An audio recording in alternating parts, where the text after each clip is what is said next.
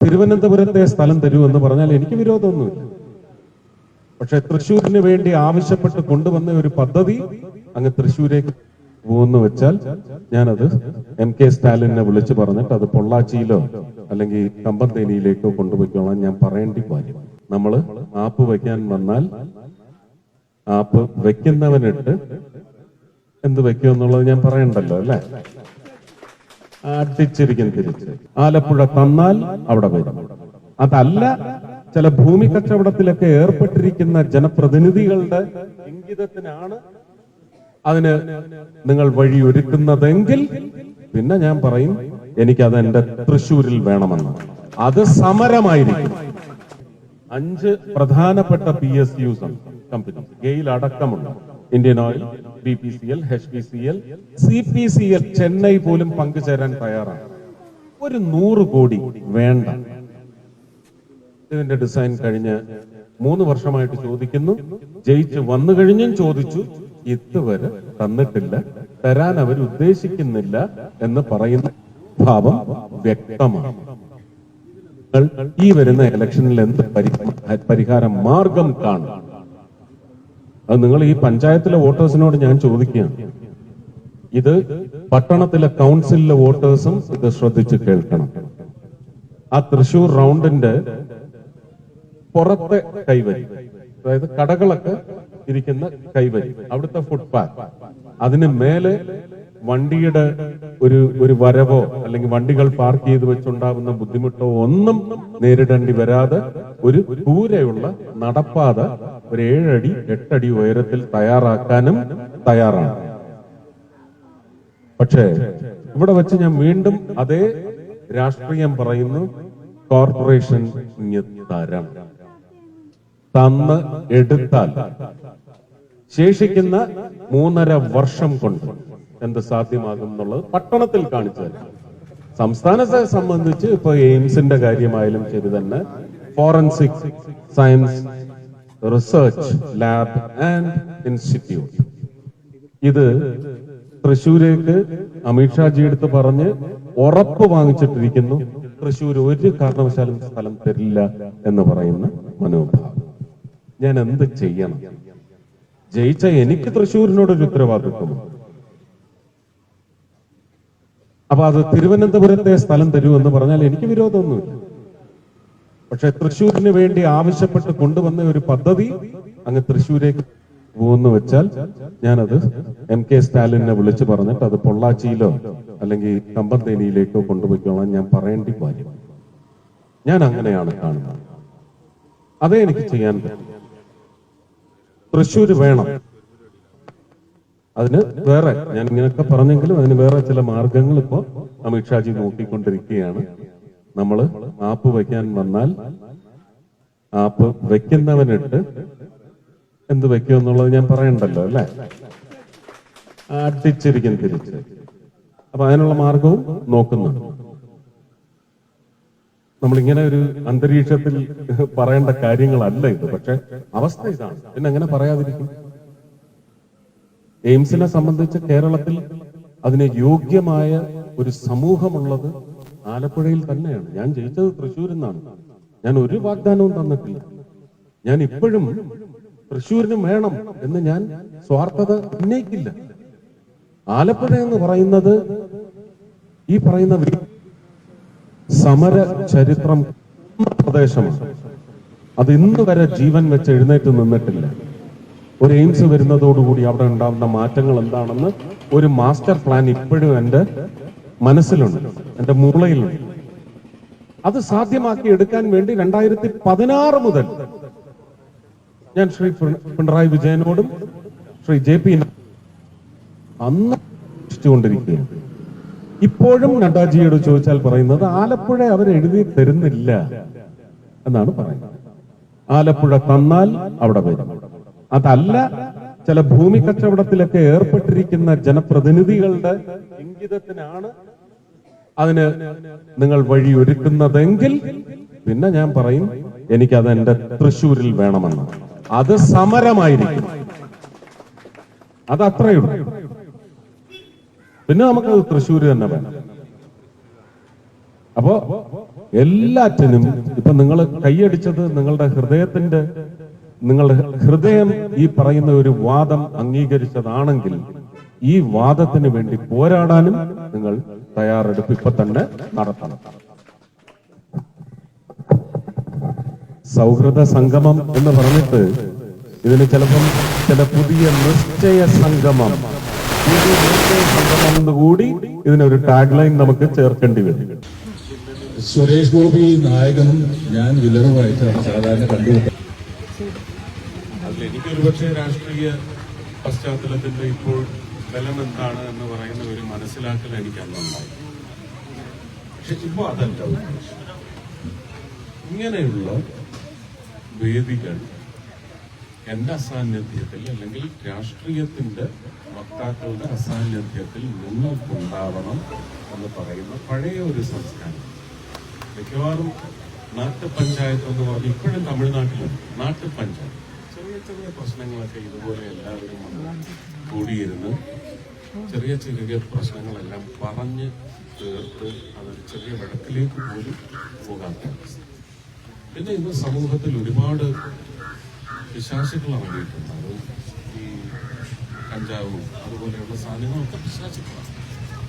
അതുപോലെ തന്നെ പ്രണയം മൂലം ദുരന്തത്തിലേക്ക് വലിച്ചെടുക്കപ്പെടുന്ന ഒരുപാട് ജീവിതങ്ങൾ. ചെറിയ പ്രായമാണ്, കുഞ്ഞുങ്ങൾക്ക് അറിയില്ല, അവർ വഴുതി വീണു, അത് വലിയ ചതിക്കുഴിയാവുന്ന അവസ്ഥകളാണ്. അപ്പൊ പണ്ട് സർവൈലൻസ് ക്യാമറ അല്ലെങ്കിൽ നമ്മൾ ഇപ്പൊ വെക്കുന്ന ക്യാമറ ഉണ്ടല്ലോ, CCTV, ഇതെന്ന് പറയുന്നത് ഈ ആൽത്തറയിലും അതുപോലെ തന്നെ കലിങ്കം പുറത്ത് വരുന്ന മഹാന്മാരും മഹതികളുമായിരുന്നു അന്നത്തെ സർവൈലൻസ് ക്യാമറ. അവരിന്നേക്ക് പരിചയമില്ലാത്ത ഒരാൾ ഇങ്ങനെ പറയുന്നുണ്ട്, അതിനകത്ത് ചിലപ്പോൾ ഒരു മോഷ്ടാവുണ്ടാവും, ചിലപ്പോൾ ഒരു പെൺകുട്ടി അടിച്ചുകൊണ്ട് പോകാൻ വരുന്നവരുണ്ടാവും, ചിലപ്പോൾ ചില അവിഹിത ഉൽപ്പന്നങ്ങളുടെ വിപണനത്തിൽ ഏർപ്പെടുന്ന ആളുണ്ടാവും. ഇതൊക്കെ നിരീക്ഷിക്കുന്ന ക്യാമറകളായിരുന്നു ഈ കലിങ്കുംപുറത്ത് ഉണ്ടായിരുന്ന സുഹൃത്ത്, ആൽത്തറയുടെ ചുറ്റും കൂടിയിരുന്ന സുഹൃത്ത്. ഇനി രാജ്യത്തിന്റെ ഒരു GDP-യിലേക്ക് വളർച്ചയേകുന്ന GST അടക്കമുള്ള ചില പിരിവ് സമ്പ്രദായങ്ങൾക്ക് പോലും ഇതൊരു വലിയ വേദിയാവും. നമുക്ക് വീട്ടിൽ ഒരു പക്ഷേ ഗ്യാസ് എല്ലാവരും ഉപയോഗിച്ച് അതിന്റെ ഒരു നമ്മുടെ ഹോം ബഡ്ജറ്റ് വീടുകളിലെ ബഡ്ജറ്റിംഗ് ചിലപ്പം നിയന്ത്രിക്കാൻ പറ്റാത്ത അവസരത്തിൽ സമൂഹ അടുക്കളകൾ, കമ്മ്യൂണിറ്റി കിച്ചൺ, ഇതുപോലെ ഈ പ്രദേശത്ത് ഏറ്റവും നന്നായിട്ട് പരിപ്പട ഉണ്ടാക്കുന്ന ഒരു അമ്മയ്ക്ക് ആ അവസരം കൊടുത്ത് അത് ഒരു 5 രൂപയ്ക്കോ 10 രൂപയ്ക്കോ ഒരു വട കിട്ടുമെങ്കിൽ അത് ബില്ല് ചെയ്ത് വാങ്ങിക്കുക. ഇന്നിപ്പോ GST ഒക്കെ ഇങ്ങനെ വെട്ടിമുറിച്ച് ഒരു താഴെ അറ്റത്തേക്ക് കൊണ്ടുവന്നിരിക്കുന്ന അവസ്ഥയിൽ അവരുമൊക്കെ GST കളക്ട് ചെയ്ത് ഈ രാജ്യത്തിന്റെ വളർച്ചയ്ക്ക് പങ്കുചേരുന്ന ഒരു അവസ്ഥയുണ്ട്. വെള്ളി, ശനി, ഞായർ ദിവസങ്ങളിൽ ഇതുപോലുള്ള വേദികളുണ്ട്. ഇനി ഇതിനടുത്തൊരു ചെറിയ കുട്ടികൾക്ക് കളിക്കാനുള്ള ഒരു ചെറിയ ഫുട്ബോൾ ഗ്രൗണ്ടോ ക്രിക്കറ്റ് ഗ്രൗണ്ടോ ഉണ്ടെങ്കിൽ അവർക്ക് അവരുടെ കാര്യങ്ങൾ അവിടെ നടക്കും.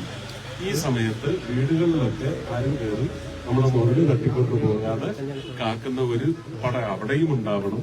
അല്ല, സാമൂഹിക ചുറ്റുപാടുകളിൽ നെഗറ്റിവിസം എന്ന് പറയുന്നത് നമുക്ക് എടുത്ത് കളയാൻ പറ്റുന്ന എല്ലാം ഇപ്പൊ ഞാൻ സംസാരിച്ച് വന്ന വഴിയെ വന്ന കാര്യങ്ങളെല്ലാം അതുപോലെ നിങ്ങൾക്കും ചിന്തിച്ചാൽ കിട്ടുന്ന ഒരുപാട് ഉൽപ്പന്നങ്ങളുണ്ട്. ഇത് നമുക്ക് പങ്കുവയ്ക്കാൻ സാധിക്കണം. പ്രധാനമായിട്ടും ഇതുകൊണ്ട് ഉദ്ദേശിക്കുന്നത് സൗഹൃദം. അതിന്റെ എളിമയോടായാലും നൈർമല്യത്തോടെ ആയാലും നമുക്ക് വളർത്തിക്കൊണ്ടുപോകാൻ സാധിക്കും. അതുപോലെ തന്നെ ശത്രുതയിലേക്ക് വഴുതി വീഴാവുന്ന ആ ശത്രുതയുടെ വിവിധ തലങ്ങൾ, ഒരുപക്ഷെ തല്ലും, പിന്നെ അത് വെട്ടും കുത്തും കൊലപാതകവും, അങ്ങനെയൊക്കെ ഒരു സ്പർദ്ധ എന്ന് പറയുന്നത് ഒരിക്കലും തിരുത്താൻ പറ്റാത്ത അതിരുകൾ കടന്നു പോകുന്ന ഒരവസ്ഥ ഒഴിവാക്കുന്നതിനൊക്കെ ഈ സൗഹൃദ സദസ്സുകൾ അല്ലെങ്കിൽ സംഗമങ്ങൾ ഒരുപാട് സഹായിക്കും. ഒരു നാടിന്റെ തനത് സംസ്കാരത്തെ ഉയർത്തിപ്പിടിക്കുന്നതിന് വേണ്ടി ജാതിക്കും മതത്തിനും രാഷ്ട്രീയത്തിനും എല്ലാം അതീതമായിട്ട് നമുക്ക് ഒരുപാട് സംസാരിച്ച് ഒരു മൈക്ക് വെച്ചൊന്നുമല്ല, ഇങ്ങനെ കൂടിയിരുന്ന് ഇവിടെ തന്നെ ഒരു 5-10 പേരുടെ ഗ്രൂപ്പുകളായി മാറിയും തിരിഞ്ഞും ഒക്കെ നിന്ന് കാര്യങ്ങൾ ചർച്ച ചെയ്യാൻ ചിലർക്ക് ചില സഹായങ്ങൾ ആവശ്യമായിട്ട് വരും. അതെല്ലാവരും കൂടി ഒത്തുകൂടി എന്നാൽ കഴിയുന്നത് ചെയ്ത് അങ്ങനെയൊക്കെയുള്ള പങ്കുവയ്ക്കൽ, വേദന, സന്തോഷം മാത്രമല്ല വേദനയും പങ്കുവയ്ക്കുക എന്ന് പറയുന്ന അങ്ങനെയുള്ള ഒരുപാട് കാര്യങ്ങൾ നടക്കും. പ്രധാനമായിട്ടും ചില വേലിത്തർക്കങ്ങൾ, ചില വഴിത്തർക്കങ്ങൾ, അതൊക്കെ വളരെ സൗഹൃദ അന്തരീക്ഷത്തിൽ ഒരു ചായയും വടയും ഒക്കെ ആയിട്ട് നമുക്ക് വളർത്തിക്കൊണ്ടുപോകാൻ സാധിക്കും. അത് മാത്രമാണ് ഉദ്ദേശിച്ചത്. പിന്നെ ഇവിടെ ഒരു സന്നദ്ധതയുടെ പുറത്ത് വരാൻ തയ്യാറാവുന്ന ഏതെങ്കിലും മന്ത്രിമാരുണ്ടെങ്കിൽ അല്ലെങ്കിൽ പഞ്ചായത്ത് മെമ്പർമാരുണ്ടെങ്കിൽ അവർക്കൊക്കെ ഇവിടെ വന്നിരുന്ന് അവർ നേരിടുന്ന പ്രശ്നങ്ങൾ നിങ്ങളോട് പറയും. നിങ്ങളുടെ കാര്യസാധ്യത്തിന് തടസ്സമാകുന്ന വിഷയങ്ങളുണ്ടെങ്കിൽ അവർക്ക് ഇവിടെ വന്നുവെന്ന് പറയാം. ഇവിടെ വന്നുവെന്ന് പറഞ്ഞാൽ നിങ്ങൾക്ക് അതിനകത്ത് എന്താണ് കൂട്ടായ ഒരു നടപടിയെടുക്കണം. ഇപ്പൊ എനിക്ക് നാട്ടിക പഞ്ചായത്തില് എനിക്ക് 2 പ്രോജക്റ്റിന് എന്റെ അടുത്ത് അപേക്ഷ ഏതാണ്ട് 6 മാസം 7 മാസം വൈകിക്കുകയാണ്. ഞാൻ എന്റെ ഒരു സ്വഭാവ സവിശേഷത വെച്ച് ഞാൻ അവർക്ക് കമ്പനി കിട്ടി സമരം ഇരിക്കുമെന്ന് പറഞ്ഞിടത്താണ് ഇപ്പോൾ ആ ഫയലുകളൊന്നും വേഗത്തിലാവാണ്. ഇതിന് ചിലപ്പം പ്രാപ്തിയില്ലാത്ത തെരഞ്ഞെടുക്കപ്പെട്ട ഒരു പ്രതിനിധി ഉണ്ടാവും.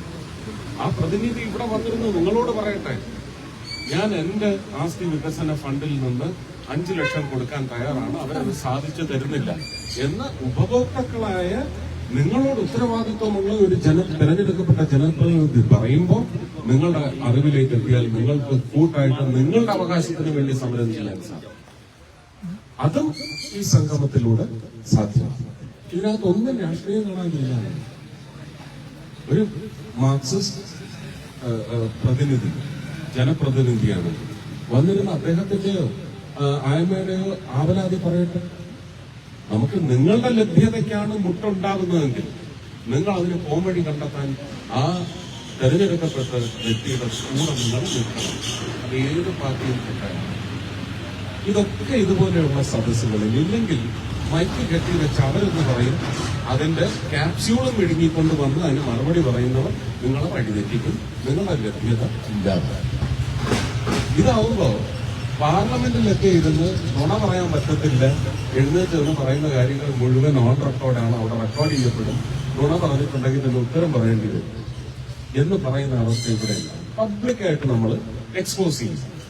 ഇന്ന പഞ്ചായത്തിലെ ഇന്ന സെക്രട്ടറി ഇതിന് കല്ലെടുത്ത് വെച്ചിരിക്കുന്നു. ആ സെക്രട്ടറിയെ കൊണ്ട് ഒപ്പിടിയിക്കുന്ന തരത്തിലേക്ക് സമൂഹത്തിന്റെ ഇടപെടൽ ഉണ്ടാകുന്നതിനുള്ള മെറ്റീരിയൽ അല്ലെങ്കിൽ അതിന്റെ വിവരശേഖരണം പങ്കുവെച്ച് ഒരുപക്ഷെ പകർന്നെടുക്കുന്ന വേദിയും ഈ കലിംഗ സമ്മേളനത്തിന്, സൗഹൃദ സംഗമത്തിന് സാധിക്കും. ഇനി എന്തെങ്കിലുമൊക്കെ തോന്നുന്നുണ്ടെങ്കിൽ നിങ്ങൾ പറയുക. ഇത് ആദ്യത്തെ പരിപാടിയാണ്. ഞാനിതിന് ആദ്യം പേരിട്ടത് തന്നെ എനിക്ക് കായൽ സമ്മേളനം ഭയങ്കര അസ്ഥിക്ക് പിടിച്ച ഒരു കാര്യമാണ്. ഇത് കലിംഗ സമ്മേളനം എന്നാണ് ഞാൻ ആദ്യം പേരിട്ടത്. പക്ഷെ സമ്മേളനം എന്ന് പറയുമ്പോൾ തന്നെ അതിനകത്ത് ഒരു രാഷ്ട്രീയത്തിന്റെ അംശം വരുന്നത് കൊണ്ടാണ് കലിംഗൻ പുറത്തെ സൗഹൃദം. അതിപ്പോ നമ്മൾ ആൽപ്പയായാലും ശരി തന്നെ അങ്ങനെ വിചാരിച്ചാൽ മതി. കലിംഗായിരുന്നു പണ്ടത്തെ ഒരു ലിവിങ് കമ്മ്യൂണിറ്റിയുടെ ഒരു പ്രദേശത്തെ വാസികളുടെ മുഴുവൻ അവർക്ക് കരുതൽ, കാവൽ ഒരുക്കിയിരുന്നത് കലിംഗുകളാണ്. അതുകൊണ്ട് തന്നെ ഇന്നത്തെ കലിംഗെന്ന് പറയുന്ന കാഴ്ച അത്ര സന്തോഷിപ്പിക്കുന്നെങ്കിലും പഴയ കാഴ്ചകളും അതുപോലെ അവിടെ ഒരുപാട് സംഗമങ്ങളും സുഹൃത്തുക്കൾ ഒത്തുകൂടുന്നതും ചില തല്ലൊക്കെ അവിടെ ഉണ്ടാവും. ആ തല്ല് നമുക്ക് വേണ്ട, നമുക്ക് സൗഹൃദം മാത്രം വളർത്തുന്ന കലിംഗ സംഗമങ്ങൾ ഒരുപാടുണ്ടാകണം. ഞാൻ ഇടയ്ക്കിടയ്ക്ക് വരും കേട്ടോ. ഇതിന് തൊട്ടടുത്ത അങ്ങനെ തൃശ്ശൂരിലെ കലിംഗുകളും ഞാൻ ഇങ്ങെടുത്തു. ഈ ചടങ്ങിവിടെ ഉദ്ഘാടനം ചെയ്യേണ്ടത് ദേവേട്ടനത് ഉദ്ഘാടനം ചെയ്യുമ്പോൾ കേരളത്തിൽ ഇതൊരു ട്രെൻഡായി മാറുകയാണെങ്കിൽ ആ ട്രെൻഡ് ഈ മണ്ണിന്റെ പറഞ്ഞാണ് രാമുക്കാരിയ സാറിന്റെ അനന്തരവനുമാണ് മരുമകൻ. അപ്പൊ ദയവായിട്ട് ഇതൊന്ന് ഐശ്വര്യപൂർണ്ണമായി പറഞ്ഞു വയ്ക്കാൻ ഞാൻ അദ്ദേഹത്തോട് അഭ്യർത്ഥിച്ചുകൊണ്ട്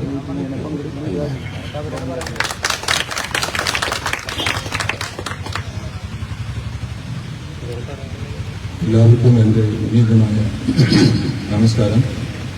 സന്തോഷം ഉണ്ട്. നമ്മുടെ ബഹുമാനപ്പെട്ട മന്ത്രി സുരേഷ് ഗോപി പറഞ്ഞതുപോലെ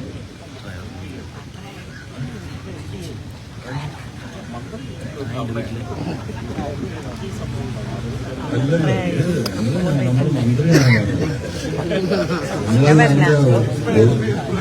ഒളിച്ചോടാൻ ശ്രമിക്കരുത്. അത് നമ്മൾ ബഹുമാനപ്പെട്ട ഭാരതത്തിന്റെ ഒരു വളരെ പവർഫുൾ ആയിട്ടുള്ള ഒരു മന്ത്രിയാണ്. നമ്മൾ സാധാരണ മനുഷ്യനായിട്ട് കാണാൻ പറ്റില്ല. പിന്നെ ഇവിടെ ഞാനിപ്പോ സുരേഷ് ഗോപി എന്ന് വിളിക്കുന്നു. ആ കാരണം എന്ന് വെച്ചാല് അത് ഈ മന്ത്രി എന്ന സ്ഥാനം ഞാൻ മാറ്റി വെച്ചിട്ട് ഞങ്ങൾ തമ്മിലുള്ള വേറെ ബന്ധമുണ്ട്. സുരേഷിനെ ഞാനാണ് വിളിക്കുന്നത്. അപ്പോൾ സുരേഷ് വന്നിട്ട് ഇവിടെ വന്നപ്പോൾ എനിക്കിത് അറിയില്ലായിരുന്നു എന്താണ് ഇവിടുത്തെ പ്രോഗ്രാം എന്ന് എനിക്ക് ഒന്നും അറിയില്ല. സുരേഷ് ഗോപി വിളിച്ചു, ഉടനെ ഞാൻ വന്നു, അത്രയേ ഉള്ളൂ. വന്നപ്പോൾ ഞാൻ അറിഞ്ഞത് ഇത് സൗഹൃദ വേദിയാണ്, സൗഹൃദ സമ്മേളനമാണെന്ന് കേട്ടു. പക്ഷേ സിനിമയിൽ ഞങ്ങൾ അത്ര സൗഹൃദത്തിലല്ല. സുരേഷ് ഗോപി നായകനും ഞാൻ വില്ലറുമായിട്ടാണ് സാധാരണ കണ്ടുകിട്ടാറ്.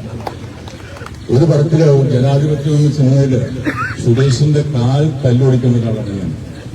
ആ സമയത്ത് സുരേഷ് ഗോപി പറയും, ഞാനിവിടെ അധികാരത്തിൽ വരും.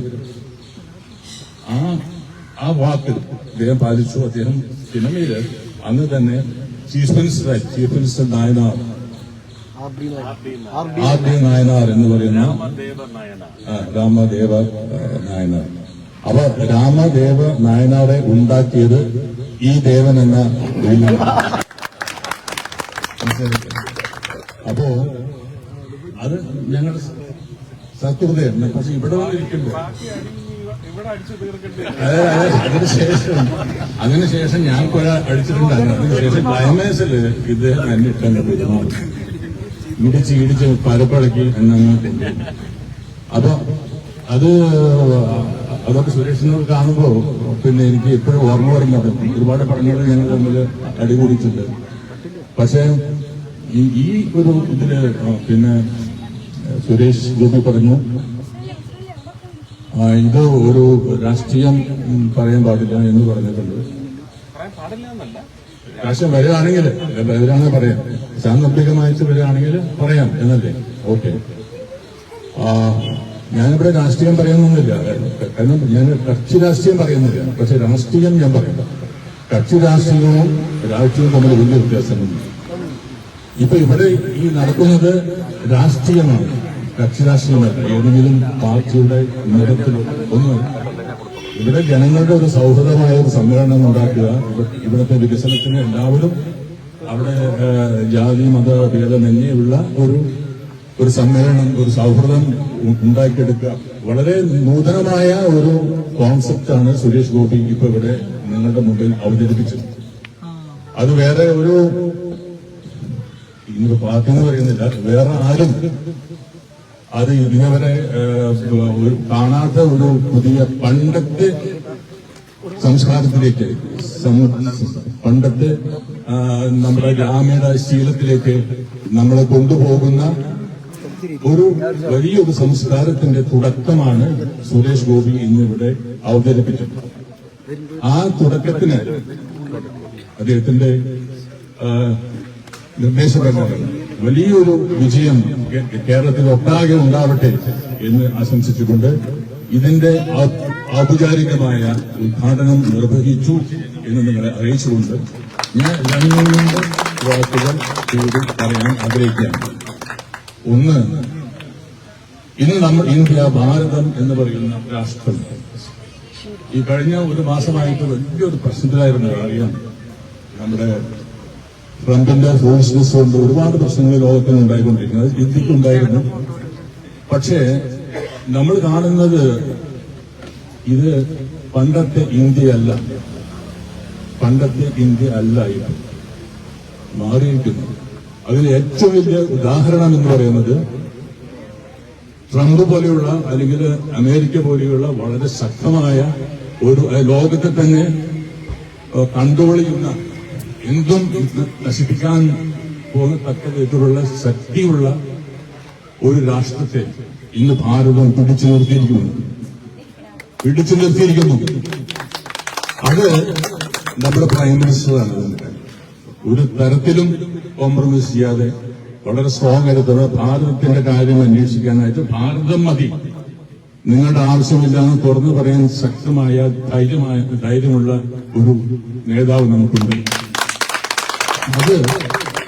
അതുകൊണ്ട് ഞാൻ ഇന്ന് അതൊന്ന്. രണ്ടാമത്തത്, ഇപ്പോ ഇവിടെയൊക്കെ നമുക്ക് അറിയാലോ, ഈ ഒരു ഇപ്പോ ഇസ്രയേല് ഇന്നലെ ദോഹയില് ഒരു ബോംബിട്ടു. അതിന് ഈ ഹമാസിന്റെ നേതാക്കന്മാര് തങ്ങിയിരിക്കുന്ന അവിടേക്കുള്ള ഒരു ബോംബിട്ടു. അപ്പൊ ഇന്ന് നമ്മുടെ പ്രൈം മിനിസ്റ്റർ അതിനെ അപലപിച്ചുകൊണ്ട്, ഇസ്രയേലിനെ അപലപിച്ചുകൊണ്ടുള്ള ഒരു സന്ദേശം അയച്ചു. അതായത് നമ്മൾ ആരുമായിട്ട് കൂട്ടിച്ചേരില്ല. സത്യം എവിടെയുണ്ടോ, നന്മ എവിടെയുണ്ടോ, മര്യാദ എവിടെയുണ്ടോ അവിടെ ഇന്ത്യ ഉണ്ടാവുമെന്ന് പ്രഖ്യാപിച്ചുകൊണ്ടിട്ടുള്ള നമ്മുടെ പ്രൈം മിനിസ്റ്ററുടെ ഒരു പ്രഖ്യാപനമാണ്. അത് നമ്മളെല്ലാവരും ചിന്തിക്കേണ്ടതാണ്. ഇവിടുത്തെ ശരിക്കും പറയുകയാണെങ്കിൽ അത് ആ പ്രഖ്യാപനം ഞാൻ ഇന്നലെ പത്രങ്ങൾ വായിച്ചപ്പോ അതിനത്ര പ്രാധാന്യം പത്രക്കാർ കൊടുത്തിട്ടില്ല. ഈ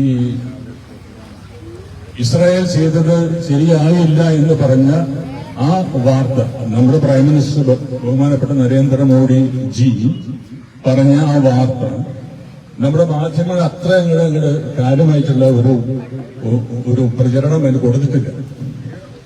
അത് കൊടുക്കേണ്ടതാണ് വസ്തുത്തിൽ. അത് ഇതിനകത്ത് നിങ്ങളൊരു രാഷ്ട്രീയം കാണരുത്. ഇത് നമ്മുടെ പ്രൈം മിനിസ്റ്ററാണ്, നമ്മുടെ രാഷ്ട്രമാണ്. അവിടെ നമുക്ക് ഒരു രാഷ്ട്രത്തിനോടും വിധേയത്വമില്ല. തെറ്റ് ചെയ്ത ഒരു രാഷ്ട്രമാണെങ്കിൽ തെറ്റ് എന്ന് പറയാനുള്ള ധൈര്യം ഭാരതത്തിനുണ്ട് എന്നാണ് നമ്മൾ കാണുന്നത്. അപ്പൊ അത് അങ്ങനെയൊക്കെയുള്ള ഒരു സന്തോഷകരമായ ഒരു പ്രതീക്ഷയുള്ള ഒരു സമയത്തിലേക്ക് പ്രതീക്ഷ ഉള്ള വലിയൊരു ഭാവിയിലേക്ക് നമ്മൾ പോയിക്കൊണ്ടിരിക്കുകയാണ്. അതിന് നമ്മുടെ പ്രൈം മിനിസ്റ്ററെ ഞാൻ ബിഗ് സല്യൂട്ട്, എല്ലാവരും കൂടി ഒരു big salute prime minister Narendra Modi ji. ഞാൻ കൂടുതൽ സംസാരിക്കുന്നില്ല. നിങ്ങൾ സുരേഷ് ഗോപി പറഞ്ഞ പോലെ തന്നെ ഈ ഒരു സംഘടന ഈ കോൺസെപ്റ്റ് കേരളത്തിലൊട്ടാകെ ഉണ്ടാവട്ടെ. അപ്പോൾ ഞാൻ എവിടെയൊക്കെ വേണമെന്ന് സുരേഷോ അല്ലെങ്കിൽ ഇതിന്റെ സംഘാടകർ പറയുകയാണെങ്കിൽ ഞാനത് ഏറ്റെടുക്കാൻ തയ്യാറാണ്. എല്ലാ സ്ഥലങ്ങളിലും പോയിട്ടാവും. അതുകൊണ്ട് എല്ലാ നന്മകളും നേരുന്നു. ഇനി ബാക്കി ആർക്കും എന്തെങ്കിലും സംസാരിക്കാനുണ്ടെങ്കിൽ സംസാരിക്കാം. ചോദിക്കാനോ പറയാനോ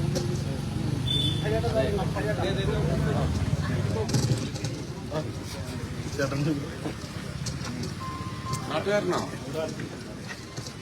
നാട്ടുകാർ സംസാരിക്കും. ഞാൻ ഇവിടുത്തെ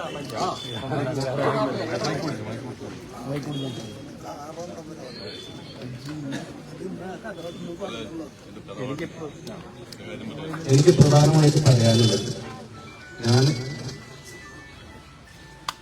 വേദനയോട് പറയാനുള്ളത്, ഒരു 4 മാസത്തോളമായി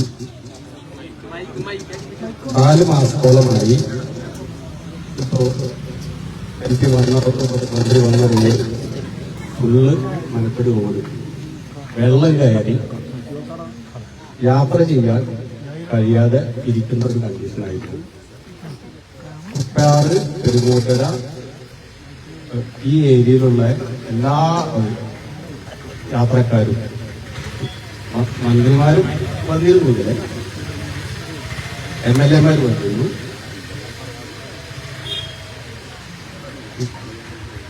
കളക്ടർ ഇതിലെ പോയിരുന്നു. ഇതെല്ലാം കണ്ട ഒരു വഴിയാണ്. ഈ വഴിയിൽ വെള്ളം കയറി യാത്ര ചെയ്യാൻ പറ്റാത്ത ഒരവസ്ഥ വന്നപ്പോൾ നമ്മൾ മുട്ടാത്ത വാതിലുകളില്ല. എനിക്കതിലേക്ക് വരാൻ സാധിച്ചില്ല. മറ്റുള്ള എല്ലാ വാതിലുകളും മുട്ടി. ഇന്ന് വരും അതിനൊരു പരിഹാരം കാണാൻ ആർക്കും കഴിഞ്ഞിട്ടില്ല. പൊളിറ്റിക്സ് ആയിട്ടൊന്ന് പറയുകയല്ല, ഇതിന് അത് ആരും പൊളിറ്റിക്സ് ആയിട്ട് ചിന്തിക്കും വേണം. ഇതിനൊരു പരിഹാരം വേണമെന്നാണ് എനിക്ക് വിനീതമായി അഭ്യർത്ഥിക്കാനുള്ളത്. രണ്ടാമത്തെ കാര്യം, ഇവിടെ വെള്ളം കയറിയാൽ താമസിക്കാനായിട്ട് ഒരു ഇടമുണ്ടായിരുന്നു. അതിന് ആശ്വാസ കേന്ദ്രം എന്നാണ് പറയുക. ഇവിടെ പുള്ള് ഗ്രാമത്തില് വെള്ളം കയറൽ ഒരു പതിവ് പ്രക്രിയയാണ്. ഈ വെള്ളം കയറുമ്പോൾ ഈ ആശ്വാസ കേന്ദ്രത്തിൽ വന്നിട്ടാണ് ആൾക്കാർ തങ്ങിയിരുന്നത്. 4 വർഷമായിട്ട് ഈ ആശ്വാസ കേന്ദ്രം പൊളിച്ച് ഇരിക്കുകയാണ്. ഇതുവരെയും അതിന്റെ പണി പൂർത്തിയായിട്ടില്ല. നാളെ പൂർത്തിയാവും, മറ്റന്നാൾ പൂർത്തിയാവും എന്ന് പറഞ്ഞുകൊണ്ട് കുറെ നാളായി. അതിനും ഒരു പരിഹാരം കാണാം. ഈ 2 കാര്യമാണ് എനിക്ക് നാട്ടുകാരനെന്ന നിലയ്ക്ക് പുള്ളുകാരനെന്ന നിലയ്ക്ക് പറയാനുള്ളത്. ഇതിനെ സംബന്ധിച്ച് ഇവിടെ പത്രക്കാരുണ്ട്. ഈ പ്രധാനപ്പെട്ട ഒരു പത്രക്കാരനെങ്കിലും വിളിച്ചിട്ട് പോയി എന്നുള്ളത് കളക്ടറോട് നിന്ന് സംസാരിക്കും. ഇതൊരു എം പിക്ക് ചെയ്യാൻ പറ്റുന്ന പരിധിയിൽപ്പെടുന്ന കാര്യമാണ്. കാരണം എല്ലാത്തിലും നിയമങ്ങളും അതിന്റെ പദ്ധതികൾ നടപ്പിലാക്കുന്നതിനുള്ള നിയമാവലികൾ അതിനകത്ത് എം പിക്ക് ചെയ്യാൻ പറ്റുന്നത് ഏതാണ്? കാരണം ഈ റോഡൊന്ന് ഉയർത്തി പണിയാൻ എനിക്ക് താല്പര്യമുണ്ട്, ഞാൻ 1 കോടി തരാം, MLA 1 കോടി കൊടുക്കണം എന്നൊക്കെ പറഞ്ഞൊരു പദ്ധതിയുമായിട്ട് വന്നാൽ ഇല്ല, അത് ചെയ്യാനൊക്കത്തില്ല. എം പിയുടെ പ്രാദേശിക വികസന ഫണ്ടിൽ നിന്ന് അത് കൊടുക്കാൻ പാടില്ല എന്ന് അവിടെ ഒരു പേപ്പർ വരും. ഇത് അങ്ങോട്ട് ആവശ്യപ്പെട്ട് തിരിച്ചൊരു പേപ്പർ വരുമ്പോഴത്തേക്ക് ഏതാണ്ട് 6 മാസം. അപ്പൊ ഇതെങ്ങനെയാണ് നടപ്പിലാക്കിയെടുക്കാൻ പറ്റുന്നതെന്ന് നമ്മൾ അന്വേഷിക്കും. പഞ്ചായത്തിന് ഇതിന്റെ പൂർണ്ണ ഉത്തരവാദിത്വമുണ്ടെന്ന് വെക്കണം. ഞാൻ വളരെ ഓപ്പണായിട്ട് രാഷ്ട്രീയം തന്നെ പറയുന്നു, ഇതെന്റെ രാഷ്ട്രീയ കക്ഷി ഭരിക്കുന്ന പഞ്ചായത്താണെങ്കിൽ ഞാൻ ഇപ്പൊ കുറിച്ചുകൊണ്ടിരിക്കുന്നു. ഇത് ദേവേട്ടൻ പറഞ്ഞ രാഷ്ട്രത്തെ സംബന്ധിക്കുന്ന രാഷ്ട്രീയമാണ് ഞാൻ പറഞ്ഞത്. രാഷ്ട്രീയ കക്ഷി രാഷ്ട്രീയത്തെ പറ്റിയല്ല ഞാൻ പറഞ്ഞത്. എന്റെ ഒരു പഞ്ചായത്ത് പ്രസിഡന്റാണ് ഉള്ളതെങ്കിൽ ഞാൻ പൊളിച്ചു, ഇപ്പൊ പൊളിച്ചു. ഇല്ലെങ്കിൽ നിങ്ങൾ തെരഞ്ഞെടുത്ത നാട്ടുകാർ തന്നെ കൂട്ടമായി പൊളിച്ചു. അതാണ് വേണ്ടത്. ഇതാണ് അതിന്റെ പരിഹാര വഴിയിലുള്ള ഏക മാർഗം. ഇത് മാത്രമാണ് അവർ ചെയ്യണം. അവരത് ചെയ്യുന്നില്ലെങ്കിൽ പിന്നെ ഏത് പഞ്ചായത്ത് പ്രസിഡന്റ് വരണമെന്ന് നിങ്ങൾ ഈ ഒക്ടോബർ നവംബർ മാസങ്ങളിൽ അങ്ങ് തീരുമാനിച്ചാൽ മതി. പ്രശ്നം വരെയുണ്ട്.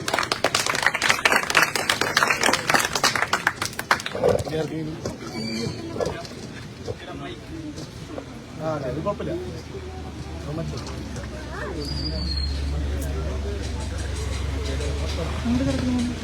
ഉദാഹരണം കൂടെ പറയാം. ഇതിനടുത്ത് തന്നെയാണല്ലേ കമാൻഡർ? അവിടെ ഞാൻ വെള്ളക്കെട്ടിൽ ഒരു സമയത്ത് വന്ന ഓർമ്മയുണ്ടല്ലോ. അവിടത്തെ വെള്ളത്തിലാണ് വന്നത്. അന്ന് അവിടെ വെച്ച് പറഞ്ഞതെന്താ, ഇതിനെത്രയാണ് ഇതിന്റെ സ്ലൂസ് ഗേറ്റിന് വേണ്ടത്? 43 ലക്ഷം അനുവദിച്ചിരിക്കുകയാണ്, പക്ഷേ നടക്കുന്നില്ല എന്നാണ് പറഞ്ഞത്. ഞാൻ അന്ന് പറഞ്ഞു 43 അല്ല 50 ലക്ഷമായാലും ഞാനിത് എന്റെ MP ഫണ്ടിൽ നിന്ന് ചെയ്തു തരാമെന്ന് പറഞ്ഞു. അതെന്തുകൊണ്ട് നടപ്പിലായില്ല? ആ പ്രദേശത്തുള്ളവർക്കറിയാം. അത് അന്വേഷിക്കണം. അത് കഴിഞ്ഞപ്പോ പിന്നെ MLAയുടെ നേരത്തെ പാസ്സായി എന്ന് പറയുന്ന തുകയിൽ നിന്ന് തന്നെ അത് ചെയ്തു കൊള്ളാം എന്ന് കളക്ടർ അറിയിച്ചിട്ടുണ്ട്. പക്ഷെ അതിന് തുടക്കമെങ്കിലും കുറിച്ച് അത് ഒരു 10% അതിന്റെ പണി തുടങ്ങിയോന്ന് നിങ്ങൾ പോയി അന്വേഷിക്കും. എന്നിട്ട് പിന്നെന്താ നാട്ടുകാർ പിന്നെ എന്നെയും വിളിച്ചുകൊണ്ട് ആ കളക്ടറെടുത്ത് പോകാനായിട്ട് വരാത്തത്? എനിക്കതൊക്കെയാണ് ചെയ്യാൻ പറ്റുന്നത്. അല്ലാതെ എനിക്ക് അവിടെ പോയി കല്ലെറിയാനും കരിയോയിൽ ഒഴിക്കാനും ഒന്നും എനിക്ക് പറ്റില്ല. അതെന്റെ സംസ്കാരമാണ്. കേട്ടോ, ഞാൻ പഠിച്ച യൂണിവേഴ്സിറ്റിയിലും ഞാൻ പഠിച്ച കോളേജിലും ആ പണി ചെയ്തിട്ടില്ല. ഞാൻ SFIക്കാരനായിരുന്നു. ഞാൻ ഈ കരിയോയിൽ ഒഴിക്കാനും പിന്നെ അധ്യാപകരെ ഒന്നും പറഞ്ഞു വെക്കാനും ഒന്നും പോയിട്ടേ. അപ്പൊ അതല്ല മാർഗം. മാർഗം ജനതയ്ക്ക് വോട്ട് ചെയ്യുന്നിടത്ത് അവരുടെ ഉത്തരവാദിത്വം തീരുന്നില്ല. ഞാൻ അതാണ് പറഞ്ഞത്, ഈ കലിംഗ സമ്മേളനത്തിൽ നിങ്ങൾ തീരുമാനമെടുക്കണം. എന്നിട്ട് നിങ്ങൾ തെരഞ്ഞെടുത്ത പഞ്ചായത്ത് മെമ്പറോട് ചോദിക്കണം, ഞങ്ങളുടെ മുമ്പിൽ നിങ്ങളുടെ കക്ഷി ഭരിക്കുന്ന പഞ്ചായത്തിൽ ഞങ്ങളെ നയിച്ച് മുന്നിൽ വന്ന് നിൽക്കാൻ തയ്യാറുണ്ടോ എന്ന് ചോദിക്കണം. കാരണം ഇനി ജനങ്ങളുടേതാവണം രാഷ്ട്രീയം, നിങ്ങളുടെ ജീവിത രാഷ്ട്രീയമാവണം നിങ്ങൾ തെരഞ്ഞെടുക്കുന്ന രാഷ്ട്രീയം. അത്രയും നിങ്ങൾ ചിന്തിച്ചില്ലെങ്കിൽ ഇങ്ങനെ ഓരോ 5 വർഷം കഴിയുമ്പോഴും നമ്മൾ പാതകം ചെയ്തു പോയി എന്ന് മാത്രമേ പറയാൻ. ഓരോ 5 വർഷം കൂടുമ്പോൾ അത് ഏത് തെരഞ്ഞെടുപ്പാണ്. നിങ്ങൾക്ക് നിങ്ങളുടെ അവകാശങ്ങൾ ലഭിക്കുവാൻ വേണ്ടി വാതാടുന്ന, അത് സാധിച്ചു തരുന്ന ഒരാളെ തെരഞ്ഞെടുക്കുന്നിടത്ത് നിങ്ങളുടെ ജോലി തീരുന്നില്ല. ആ തെരഞ്ഞെടുക്കപ്പെടുന്ന വ്യക്തിക്ക് രാഷ്ട്രീയത്തിന്റെ പശ്ചാത്തലത്തിൽ എന്തെങ്കിലും തടസ്സങ്ങൾ നേരിടുന്നുണ്ടെങ്കിൽ അതിന് അദ്ദേഹത്തിന്റെ കൂടെ നിന്ന് അത് നിവാരണം ചെയ്യുന്നതിനും പരിഹാരം കാണുന്നതിനുമുള്ള പ്രവർത്തന മനസ്സ് ജനങ്ങൾക്കുണ്ടാവണം, വോട്ട് ചെയ്യുന്നവർക്കും. ഫോൺ എടുത്തിട്ടില്ല. കടലിന്റെ മുഖത്തെ